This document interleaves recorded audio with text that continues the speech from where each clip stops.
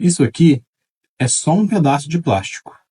Para que esse pedaço de plástico se torne parte de um tratamento para DTM, ele precisa vir acompanhado de um diagnóstico muito preciso, apoiado em uma anamnese bem feita, um exame clínico detalhado e, se necessário, exames de imagem. Ajustes feitos de uma maneira extremamente precisa. Orientações sobre atividades físicas regulares, fisioterapia localizada e higiene do sono, qualidade de vida. Por fim, se necessário, a prescrição de medicamentos que condizem com o estado de saúde do paciente. Não procure apenas um pedaço de plástico.